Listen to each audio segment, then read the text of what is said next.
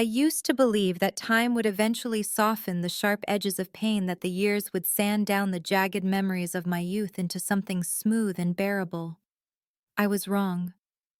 Even now at 30, sitting in a luxurious hotel ballroom beside my husband dressed in soft cream satin, I can feel the faint pulse of old wounds beneath my skin like bruises that never fully fade. My name is Hazel Anderson.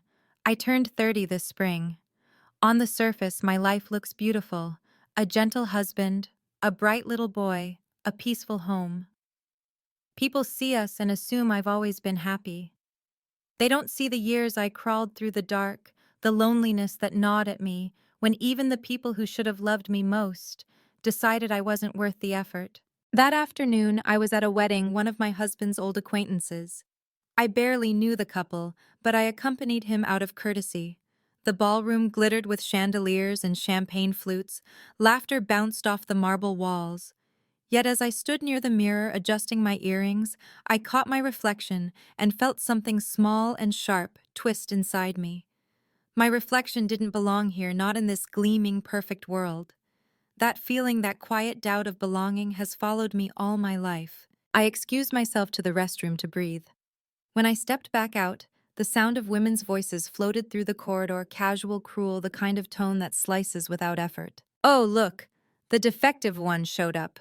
One of them sneered. A second voice laughed. "Why is she even here? Did someone pity her and send her an invite?" I froze. The words weren't directed at me, not yet, but their meaning landed heavy.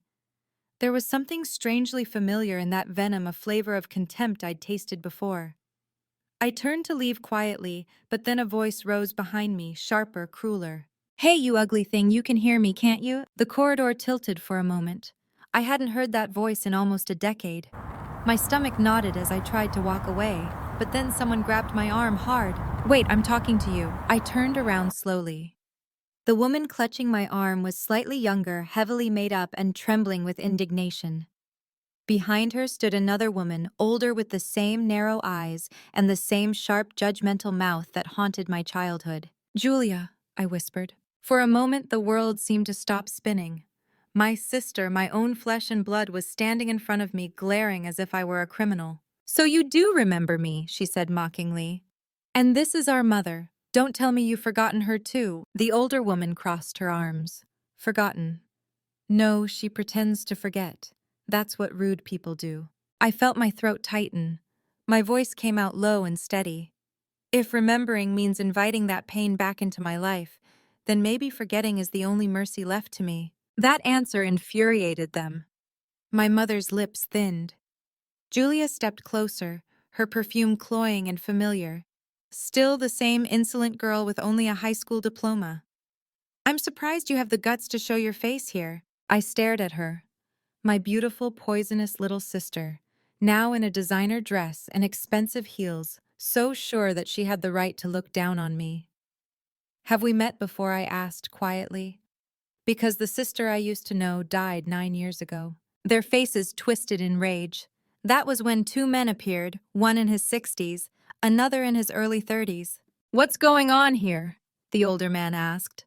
"My father." My pulse quickened, but I kept my expression still. The younger one, Julia's fiancé I presumed, looked between us, clearly confused. "Dad, this woman sneaked into our wedding." Julia cried out, her voice sharp with performance. "Please kick her out." The words echoed through the corridor, drawing curious glances. My father's face changed instantly. First shock, then disgust. "Hazel," he said as if the name itself offended him.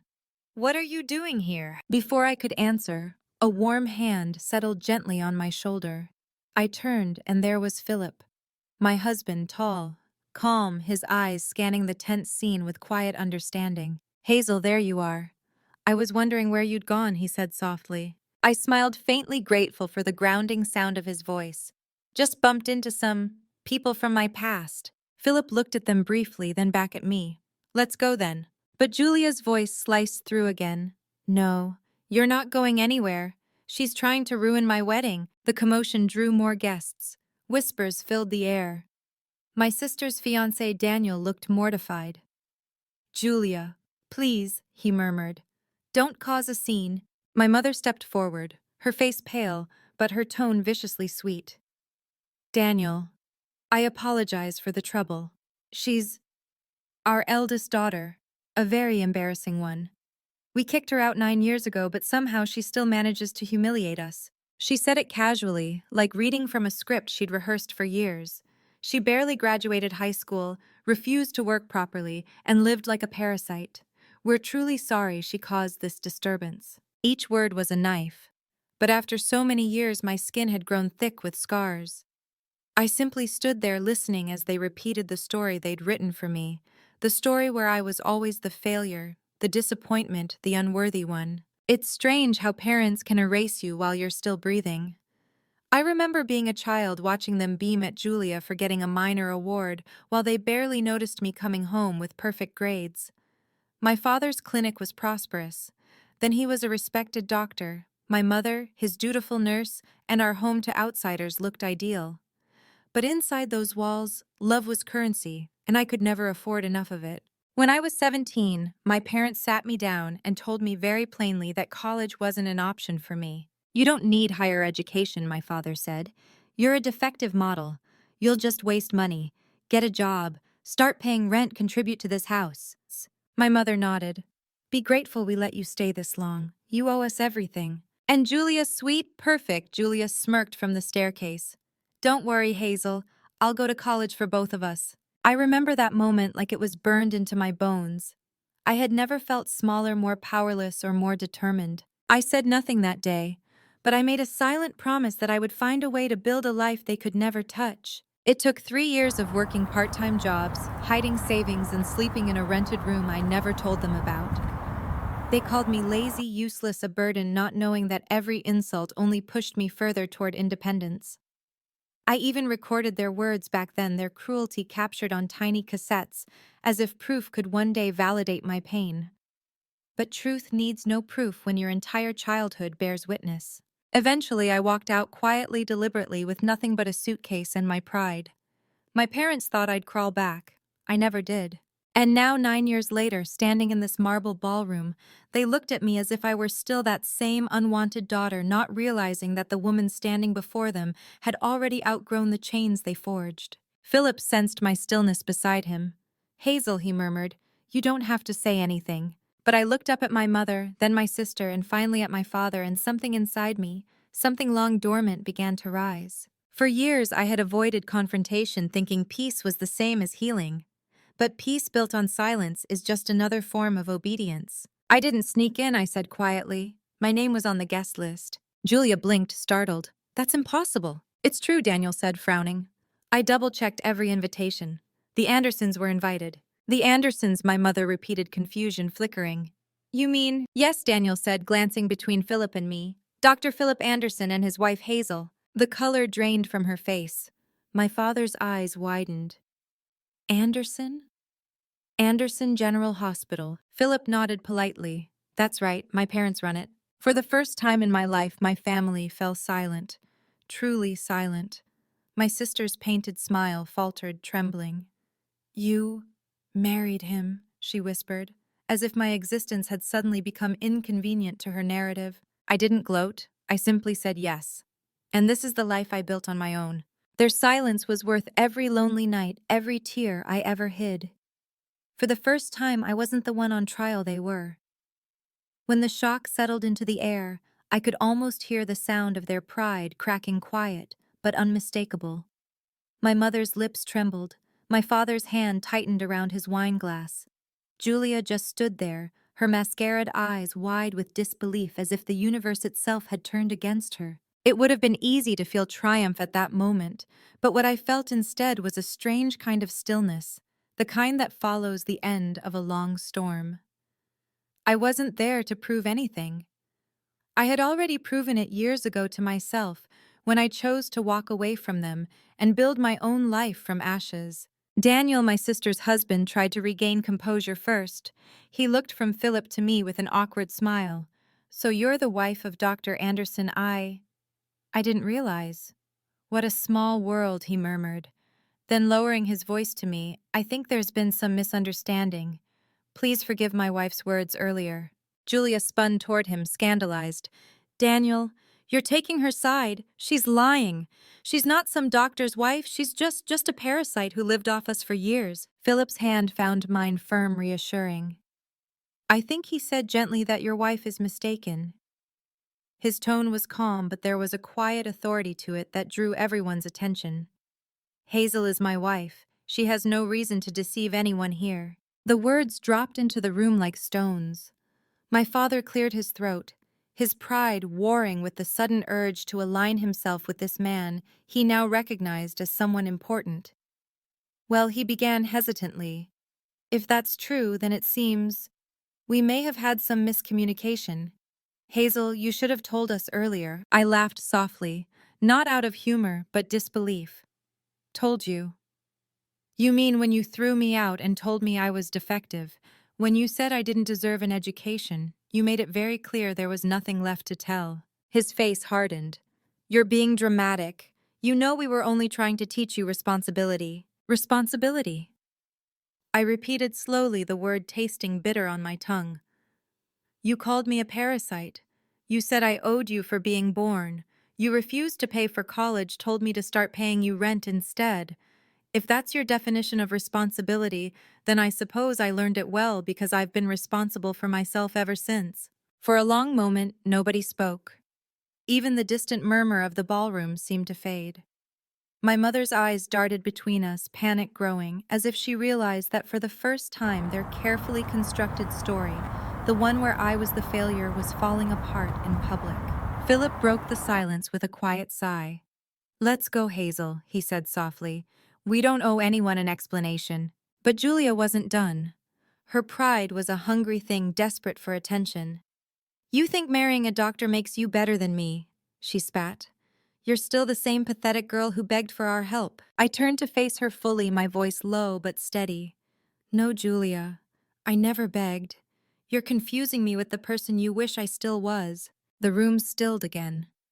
Her face flushed red, her mouth opening and closing as if searching for another insult, but none came. Behind her, Daniel shifted uncomfortably. He seemed to realize there was a truth here that Julia hadn't told him. Wait, he said quietly, his voice trembling slightly. You're sisters. My father stepped forward, forcing a laugh. Half-sisters, technically, he lied quickly. Different personalities. Hazel has always been difficult. I looked him straight in the eye. Difficult.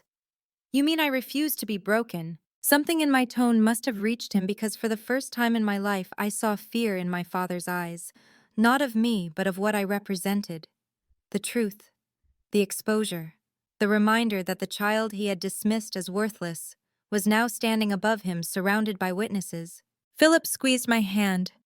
Hazel, let's go, he whispered again. But I wasn't ready yet, not while they still thought they could rewrite the past. You know, I said softly, I used to record you. Every word, every insult, every time you told me I'd never amount to anything. I still have those tapes. My mother gasped. You what? Oh, yes. You see, when you grow up in a house where every word hurts you, start collecting them not out of spite but survival. It reminded me that the cruelty wasn't imagined, that I wasn't crazy. A few guests nearby began whispering. Julia looked horrified. You're insane, she hissed. You kept recordings for what, revenge? No, I said simply. For closure. But life, as it turns out, has its own way of arranging revenge. I could feel Philip watching me with quiet awe, not because of what I said, but because of how calm I was. The anger that used to eat me alive had cooled into something far sharper peace. The kind of peace that comes only when you stop needing apologies. Julia folded her arms. You're just jealous. You always were. You couldn't stand that I was the chosen one. Chosen for what I asked. For cruelty, for blindness, for living a life built entirely on lies. She glared, but I didn't look away. Her husband did. His expression had changed, confusion giving way to realization. I could see it, the doubt creeping in, the discomfort of a man realizing his wife had told him a half-truth, maybe many half-truths. Philip finally placed his hand on the small of my back. Hazel, he murmured. Enough. They're not worth it. I nodded, and together we turned to leave. But before we could, Daniel spoke again, hesitant but firm. Wait. You said your family refused to pay for college. I paused. Yes. He frowned. And yet, you're the wife of Dr. Anderson. So you went to college after all. I met his eyes. Yes. I worked, saved every dollar I could, and paid my own way through. I even started a company during my studies, one that provides meals for hospitals across the country. You might have heard of it. He blinked, stunned. You run that? Philip smiled faintly. She doesn't just run it. She built it from nothing. There was a murmur through the onlookers. My parents' faces turned pale. My mother's voice trembled. You went to college behind our backs. I was an adult, I said simply. I didn't need your permission. My father opened his mouth, but no sound came out. The weight of realization that the daughter they had discarded had built a life grander than they ever imagined seemed to crush whatever pride they had left. Julia's voice cracked. No, that's not possible. She's lying, Daniel. She's making this up. Daniel didn't look at her. He looked at me, then at Philip, then at my parents, the puzzle fitting together piece by painful piece. No, he said quietly. I don't think she is. Julia's hands trembled. Daniel, please don't believe her. You love me, don't you? His expression darkened. Right now, I'm not sure who you really are. I didn't stay to watch what came next. I'd already spent too many years trapped in their chaos. As Philip and I walked away, I felt something inside me lift a heaviness I hadn't realized I was still carrying. The air felt lighter, cleaner, as if I'd just opened a window in a room that had been sealed shut for years. When we stepped outside into the sun, Philip turned to me. You okay? I looked up at him, the light catching in his eyes, and smiled. I think I said softly, I finally am. For the rest of that day, my mind refused to quiet down. Even as we drove home, the city lights sliding across the windshield like slow, golden tears, my heart kept replaying every word, every look. I thought I had buried the pain of my family years ago, but standing there in that ballroom had shown me the truth. Pain doesn't vanish. It waits. It waits for the day you are strong enough to face it without trembling. Philip's hand rested on the steering wheel, steady, his eyes focused on the road. He didn't ask questions. He never did when he knew I needed silence more than words.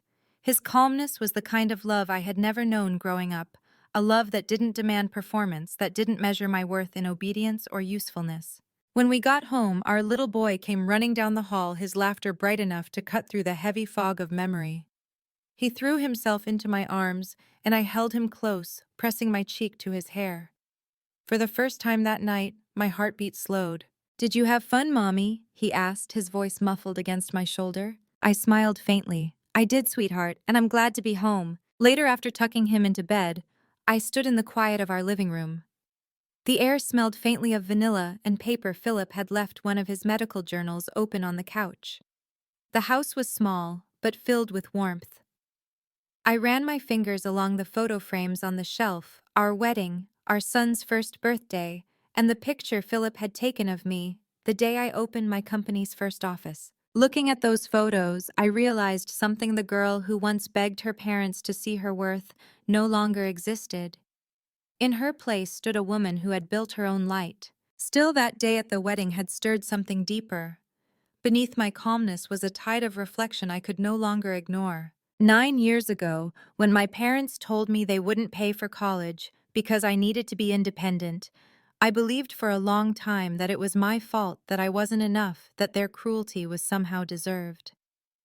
I remember sitting on the back steps of our clinic house, my suitcase beside me, listening to the sound of my sister laughing inside as my parents celebrated her acceptance into a private school. I was 18, alone, terrified, but even then, somewhere inside me, a voice whispered, "You will not die here." That voice carried me through sleepless nights, through long shifts at cheap diners and convenience stores, through days when I had to choose between rent and food. I learned to survive then, to thrive, then to dream. I took online courses in the beginning, studying nutrition and food management late at night after work.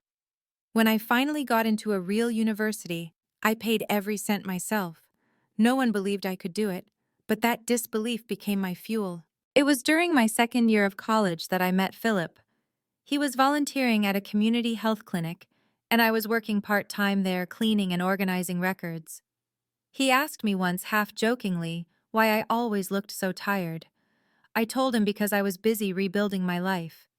He laughed softly and said, "Then one day, you'll be unstoppable." He was right. By the time I graduated, I had already started my business, a small meal preparation company that provided affordable, balanced food for hospitals. It began with 2 employees and 1 delivery van. Now, years later, it's a trusted supplier for dozens of medical facilities. I never bragged about it to my family because I didn't need their approval anymore. Success felt best when it was quiet, but I knew my story, the one I lived, and the one they twisted, would one day collide with theirs. I just didn't expect it to happen so publicly or so poetically at my sister's own wedding. A few days after that incident, the fallout began. Word spread quickly in their social circles. My parents' clinic, already struggling, began losing more patients. The whispers of how they had treated their elder daughter, now a respected businesswoman, traveled faster than any official announcement. And in a town where reputation meant everything, they began to crumble. Julia, however, refused to accept defeat. She started reaching out to me through emails and messages. The first one was polite, almost apologetic. "Hazel, let's meet. I think we should talk. Family should stick together." I stared at the message for a long time before deleting it. A week later came another one. "You humiliated me in front of everyone. I hope you're happy. You always wanted to ruin my life, didn't you?" That one I didn't delete. I just stared at it, realizing how deeply she still lived in that same world of blame. Our parents had built a world where no one took responsibility, where guilt was always someone else's fault. Then one morning, Philip came into the kitchen holding his phone. "Hazel," he said carefully, "Daniel called the hospital today." I looked up from my coffee. "Daniel, he said your parents' clinic is in serious debt. Apparently they've been trying to reach us." I felt my chest tighten. "To reach us?" Philip nodded slowly. "They showed up at the hospital reception. They told the staff they were your parents, that they needed to see you urgently. They even said, and I quote, 'We raised her, now it's time for her to repay the favor.'" I laughed, not because it was funny, but because it was absurd. They never change. Philip placed his hand over mine. "Do you want me to handle it?" I shook my head. "No. I don't want to see them. I made peace with my past, but that doesn't mean I have to invite it back in." He nodded gently, respecting my decision as he always did. Later that week, I heard from one of my company's suppliers the clinic had closed. My parents had sold off the property and the building now stood empty. There was no anger in me, no triumph, only a quiet kind of closure. They had finally reaped what they sowed. Julia's life began unraveling soon after. The husband she had so proudly displayed, Daniel, was caught in a malpractice scandal, accused of making false diagnoses to overcharge patients. He was suspended, then fired. Their marriage collapsed within months. The last I heard, she had disappeared from social circles altogether. I didn't seek out more information. Sometimes the best revenge is indifference, the simple act of refusing to look back. One evening, as the sun dipped below the skyline, I sat on our balcony with Philip, watching the light fade into amber. "You know," I said softly, "I used to dream about confronting them, telling them how much they hurt me. I thought I'd feel powerful if I ever got the chance." "And now?" Philip asked. "Now I just feel free." He smiled faintly. "Freedom suits you, Hazel." I leaned my head against his shoulder, listening to the distant hum of traffic, the soft laughter of our son from his room inside.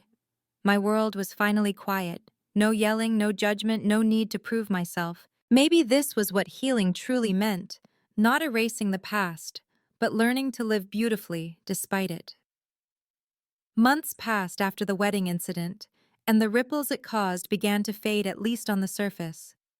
But in quiet moments when the world went still and my son was asleep, I would sometimes find myself staring out the window, wondering if closure ever truly existed, or if it was just another word we used to make our pain sound poetic. One late afternoon, as rain brushed against the windows, I received a letter, an actual letter written by hand. The handwriting was shaky but familiar. My mother's. I hesitated before opening it. I hadn't heard from her in years, and I thought I had already made peace with never hearing from her again. Inside, her words stumbled across the page, messy and uneven, as if guilt itself had taken over the pen. "Hazel, we heard your company has done well. Your father isn't working anymore. Our clinic closed. We need help. You are our daughter. It's your duty to help your parents. Please contact us before it's too late. There was no apology, no recognition of what they'd done, just expectation, obligation, ownership. I folded the letter carefully, slid it back into the envelope, and placed it in a drawer. I rarely opened the same drawer that held the old cassette tapes from my youth. For a long time, I stared at that drawer, realizing how strange it was that some wounds could look so quiet, so harmless from the outside. Philip found me standing there. "What's that?" he asked gently. "Nothing that deserves another second of my life," I said, and closed the drawer. He didn't press further. He simply reached out, brushed a strand of hair from my face, and whispered, "You don't owe them anything." And he was right, I didn't. But part of me still ached, not for reconciliation, but for understanding. For the girl I used to be who thought love could be earned through endurance. That naive part of me still wanted to ask, why wasn't I enough? That night, I couldn't sleep. I went into my office, opened my laptop, and began typing not a letter to them, but to myself. A long, raw, unfiltered reflection. I wrote about the years of silence, the hunger for approval, the pain of being unseen. I wrote about the power of walking away. As the words filled the screen, I began to realize something. Maybe closure isn't given by those who hurt you. Maybe it's written by those who survived. Weeks turned into months. I heard through a distant relative that my father had suffered a stroke, and my mother had been turned away from several hospitals, her reputation preceding her. There was a bitter irony in that. They had once run a clinic, yet in their old age they found no one willing to treat them. Still, I didn't visit. Compassion, I'd learned, doesn't always mean returning to the fire that burned you. Sometimes it means wishing someone peace from a safe distance. My sister Julia, on the other hand, fell deeper into chaos. After her divorce, she tried to rebuild her life, but her pride wouldn't let her start small. I heard she became involved with an older married doctor, hoping to secure her future through him. When that scandal erupted, she vanished entirely. Some said she left the city. Others whispered she was working nights in places where names didn't matter anymore. When those rumors reached me, I didn't feel joy or revenge, just a dull sadness. Not for her, but for the years we both lost, years that could have been different if only our family had known how to love without comparison. One evening, as the world outside dimmed into blue dusk, my son came running into the kitchen holding one of his picture books. "Mommy," he said, "did you have a mommy too?" The question froze me. For a moment I didn't know how to answer. "Yes," I said, finally crouching down to meet his eyes. "I did." "Was she nice?" he asked innocently. I smiled faintly. "Sometimes." But she didn't know how to show it. So I learned how to love myself instead. He thought for a moment, then wrapped his small arms around my neck. "It's okay, Mommy. I love you a lot. You don't need another mommy." I held him tightly, tears blurring my vision. In that instant, I realized the cycle had truly ended. The love that had been denied to me as a child was reborn in the form of this tiny, fierce affection that asked for nothing in return. That night, after putting him to bed, I went out onto the balcony. The air was cool and damp, the city lights flickering like quiet stars. Philip joined me carrying 2 mugs of tea. "What are you thinking about?" he asked. "My past," I said softly, "how it still echoes sometimes." He nodded. "Echoes fade. They just need time." I looked at him, the man who had never once tried to fix me, only to hold the broken parts until they stopped trembling. "I used to think strength meant surviving alone," I said. "But now I think it means learning who to let in." He smiled, his eyes kind. "Then you've learned well." We stood there in silence for a while, watching the light stretch out across the horizon. For once, my heart felt light, not because everything had healed, but because I finally accepted that not everything needed to. A few months later, I received news that my parents' house, the same one I grew up in, had been sold at auction. The new owners were turning it into a community shelter. When I heard that, I felt something unexpected. Gratitude. The walls that once held my tears would now hold people seeking hope. Maybe that was the only redemption the past could ever offer. Years later, when my company grew large enough to sponsor scholarships for underprivileged students, I created one special program for young women who had been told they weren't good enough to go to college. I named it the Hazel Fund. Every time I sign a scholarship letter, I remember that frightened 18-year-old girl with the suitcase standing on the clinic steps, hearing her parents tell her she'd never make it. She did. And she became someone even she could be proud of. So when people ask me now how I found the strength to forgive, I tell them the truth. Forgiveness isn't about the people who hurt you. It's about freeing the version of yourself they tried to destroy. If you're watching this and you've been told you're not enough, listen to me, you are. Don't wait for someone else to hand you your worth. Build it piece by piece until even the ones who doubted you can't look away. If my story moved you, please like, share, and subscribe. Leave a comment about your own journey or someone who told you that you couldn't, and how you proved them wrong. Sometimes the most beautiful revenge is a peaceful life. End.